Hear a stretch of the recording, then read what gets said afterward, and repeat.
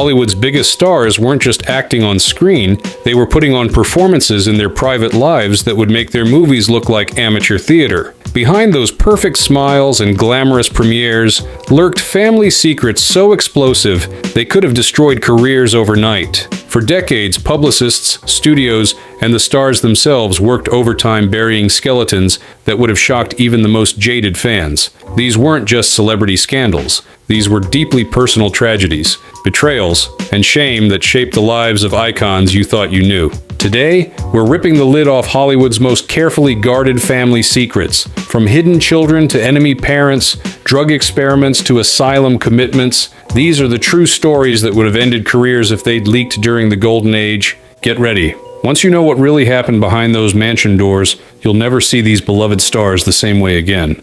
Well, the first time I knew who my father was, I was 23, and I was 2 weeks away from being married.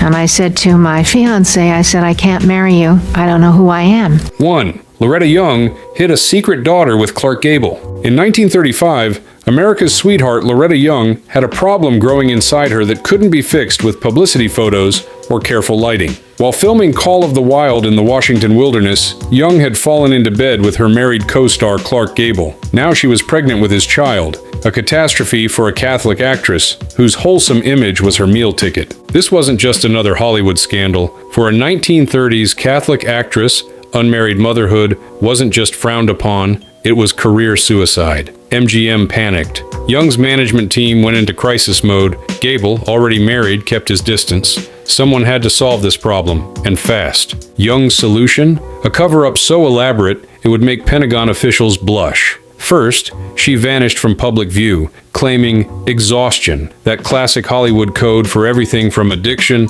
to mental breakdowns. In private, she secretly gave birth to a daughter in November 1935. But here's where Young's scheme gets truly audacious. Several months after giving birth, she contacted a Catholic orphanage and, wait for it, arranged to adopt her own biological daughter. She even timed a very public first meeting with photographers coincidentally present to document the touching moment she first laid eyes on the child she had actually birthed months earlier. For years, Young maintained this fiction, raising her biological child as adopted. The deception ran deep. She even told young Judy that her unusually large ears, a Gable family trademark, came from her unknown father. The poor girl had no idea she was calling her actual mother every day. The truth stayed buried until Judy was 31, when she spotted an article in a gossip magazine noting her striking resemblance to Clark Gable. Confronting Young, she finally learned the truth. Though publicly, Young maintained the adoption fiction until her death. It wasn't until 2015, years after Young passed away,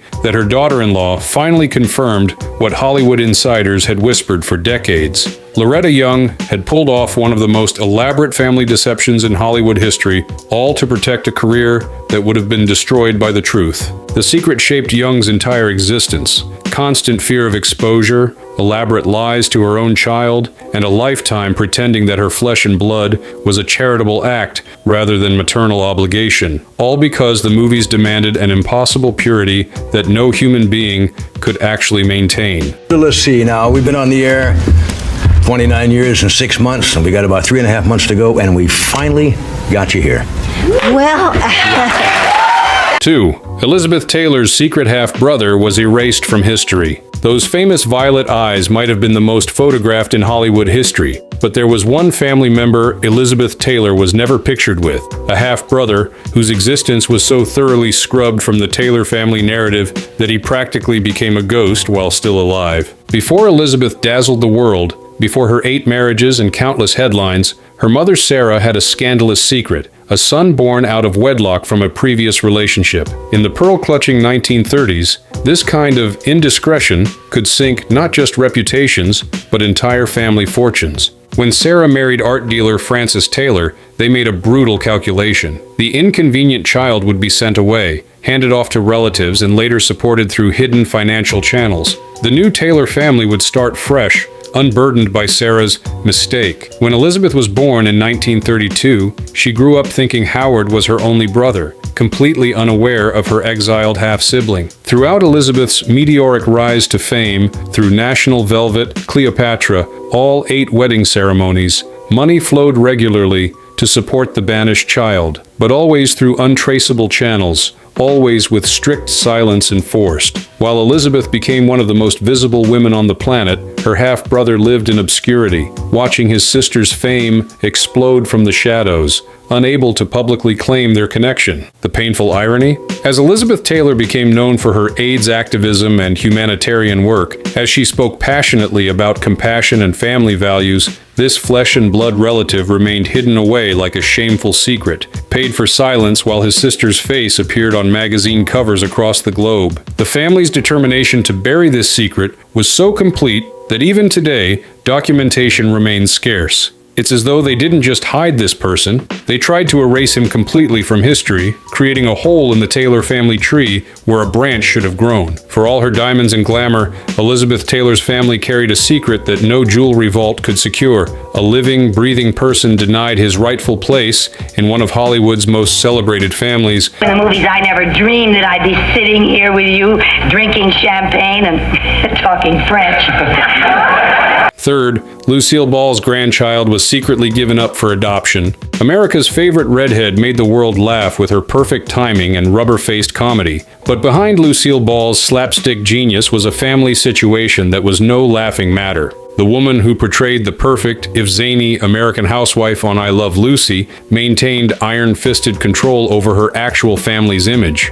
So when her daughter Lucy Arnaz faced an unplanned pregnancy at a young age, the woman who built her empire on family comedy made a decision that was deadly serious. This baby would disappear. The pregnancy couldn't have come at a worse time. Lucille Ball was still a powerful figure in entertainment, carefully managing her legacy and public perception. A grandchild born under inappropriate circumstances threatened the wholesome Ball Arnaz dynasty she'd spent decades building. The solution was swift and final: adoption, with a level of secrecy that went far beyond normal discretion. Unlike most family adoptions that eventually become acknowledged, this child was placed with such ironclad confidentiality agreements that their existence remained completely hidden. No family acknowledgement, no birthday cards, no inheritance rights. The child grew up never knowing they were just 1 degree of separation from television royalty. The secret might have stayed buried forever if not for that pesky thing called legal paperwork. Years later, probate records filed after deaths in the Ball family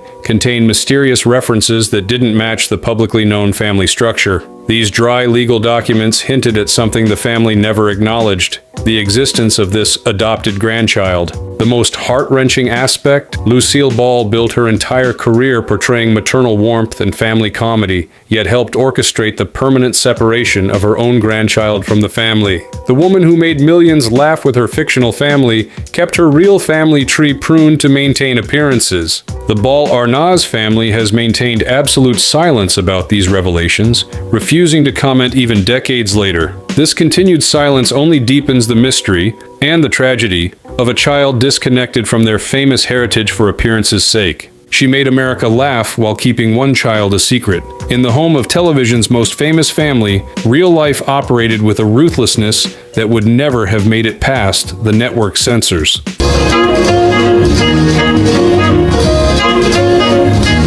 4. Judy Garland's mother gave her pep pills at age 10. When Judy Garland skipped down the yellow brick road, she was already trapped in a pharmaceutical nightmare that makes the poppy field scene look like a wellness retreat. The tragic truth? That magnificent voice and seemingly boundless energy came from a chemical cocktail forced on her by the one person who should have protected her most: her mother. By age 10, Judy was the family meal ticket, performing in vaudeville and catching Hollywood's attention. But her mother, Ethel Gum, noticed something that threatened their gravy train. Judy was developing a normal adolescent body. The horror. A healthy, natural-looking child was apparently unacceptable in the entertainment business. What happened next ranks among Hollywood's most disturbing cases of child abuse. Ethel began feeding young Judy pep pills to suppress her appetite and keep her energized through punishing performance schedules. Let's be crystal clear, these weren't vitamins. They were amphetamines, highly addictive stimulants that rewired Judy's developing brain and set the stage for a lifetime of dependency. MGM executives didn't just look the other way,